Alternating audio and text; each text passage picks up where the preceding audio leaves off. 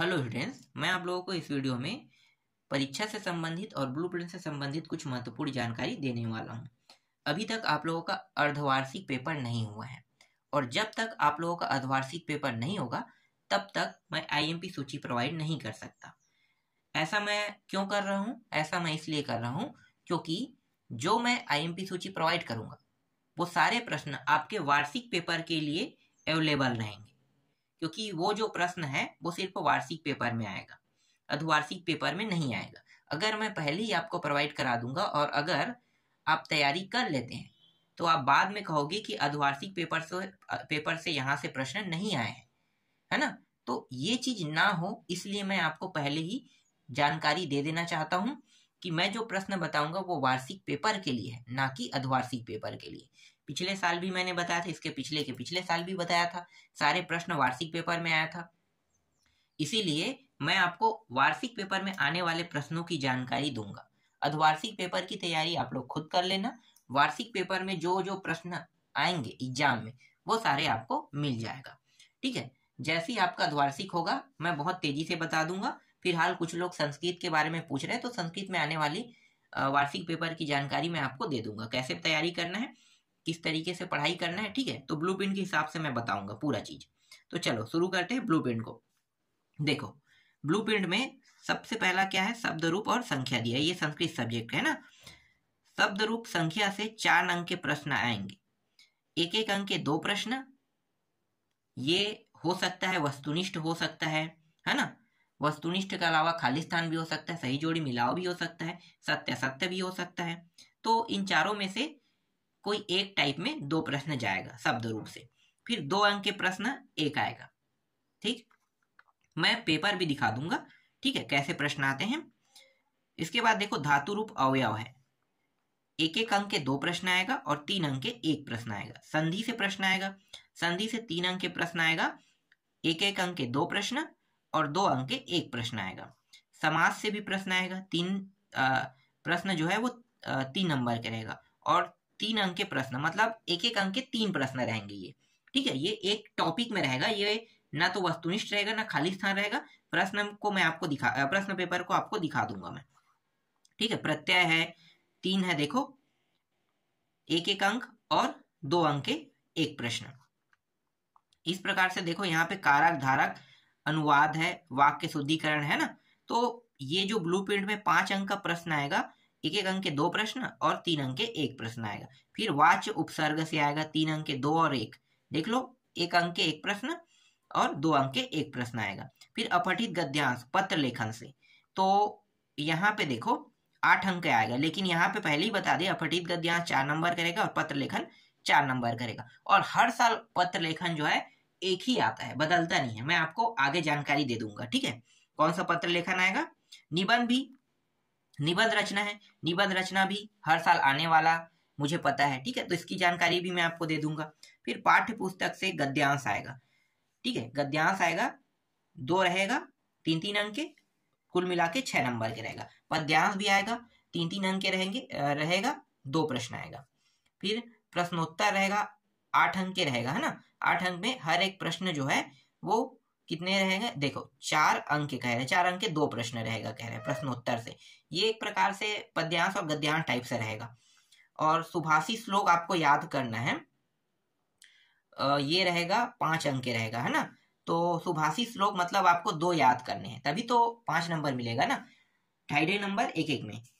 फिर सूक्ति है, सूक्ति आपको 4 याद करना है, 4 सूक्ति याद करना है और 4 नंबर के प्रश्न रहेंगे, एक एक नंबर के 4 रहेंगे, तो 4 सूक्ति में आपको 4 नंबर मिलेगा। सुभाषी श्लोक 2 रहेगा, ठीक है, कैसे करना है मैं बता दूंगा। फिर वस्तुनिष्ठ, वस्तुनिष्ठ जो है 6 अंक के रहेगा और 6 प्रश्न रहेगा।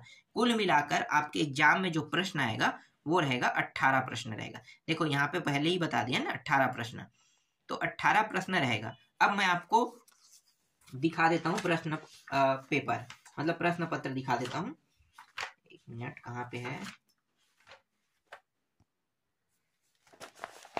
देखो मैं आपको दिखाता हूँ प्रश्न पत्र। देखो प्रश्न पत्र देखो इस प्रकार से रहेगा, ये 5 प्रश्न है, ठीक है, उचित विकल्पम चित्वा लिखित वाला है, तो 5 प्रश्न इस प्रकार से रहेगा, है ना।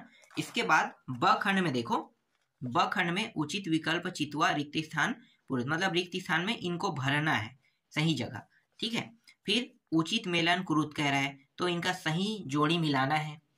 फिर देखो यहाँ पे क्या है, अधा, है ना, ये जो संस्कृत में ये जो नंबर दिया हुआ है, संस्कृत में नंबर दिया हुआ है, इन नंबरों को, मतलब ये जो हिंदी में दिया है, ये मतलब ये जो इंग्लिश बोलते हैं इसके, है ना, इंग्लिश वर्ड में दिया हुआ है, इसको आपको संस्कृत में लिखना है इस प्रकार से, ठीक है। तो 2 प्रश्न आएगा ही आएगा। फिर निम्नलिखित शब्दों संधि कृत्वा संधि नाम, है ना, संधि करना है इसका और इसका नाम बताना है, ये भी आएगा। 2 प्रश्न 2 नंबर के रहेगा। फिर यहाँ पे देखो ये क्या है, शब्द प्रत्यय, है ना, तो ये भी आएगा, देख लो। इस प्रकार से संधि विच्छेद टाइप से इसको करना होता है, ठक ईक वाला होता है, ये सरल होता है। फिर उपसर्ग आएगा, 2 प्रश्न, है ना, इसमें उपसर्ग बताने के लिए कहेगा या प्रत्यय कहेगा, तो उपसर्ग प्रत्यय आपको पता है, उपसर्ग आगे में लगता है और प्रत्यय पीछे में लगता है।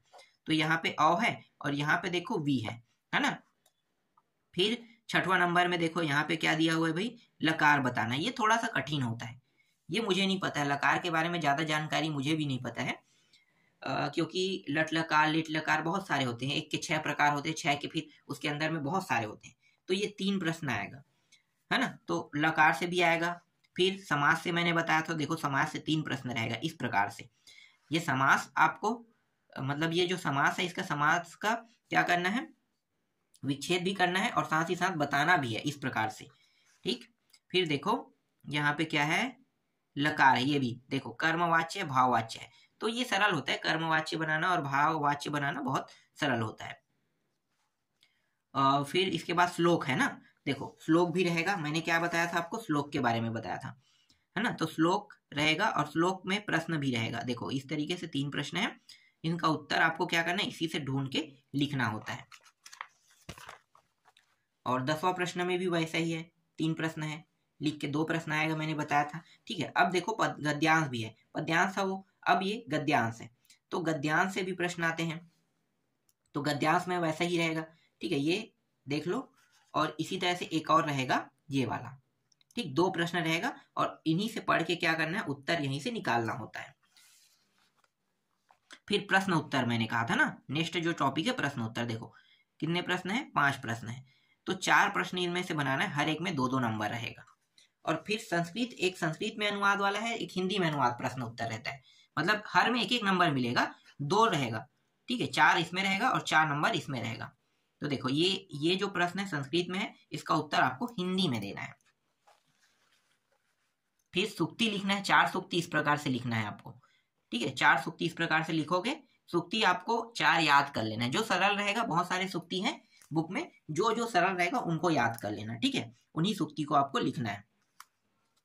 और इसके बाद आपको 2 श्लोक लिखना है, हर एक श्लोक में 2.5 नंबर मिलेगा, ठीक है, तो 2 श्लोक आएगा लिखने के लिए। और याद रखना, जो श्लोक आप लिखोगे वो श्लोक जो है इस प्रश्न पत्र में ना आया हो ना, उसी श्लोक को लिखना है। तो कम से कम 3 याद कर लेना, 3 से क्या होगा कि 2 आप लिख सकते हो, अगर 1 आया तो 2 आप आसानी से लिख सकते हो।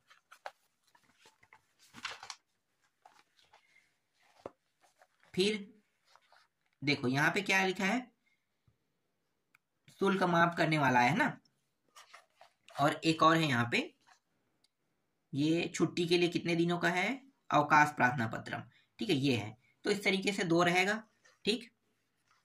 और ब खंड में देखो इस प्रकार से ब खंड भी आएगा, अपठित समय प्रश्न उत्तराणी संस्कृत भाषा, है ना, भाषा लिखत। तो ये कुछ इस प्रकार से गद्यांश एक आएगा, मैं आपको दिखाता हूँ, देखो ये रहेगा गद्यांश, है ना। गद्यांश में क्या है, कुछ प्रश्न दिए रहेंगे, इनका उत्तर आपको यहाँ से ढूंढ के यहाँ पे लिखना है, ठीक, 2-3 ऐसे रहेंगे। और फिर अंतिम में आपका निबंध रहेगा, हालांकि यहाँ पे जो निबंध दिया है ये नहीं आएगा, ठीक है, निबंध मैं बता दूंगा कौन सा आएगा।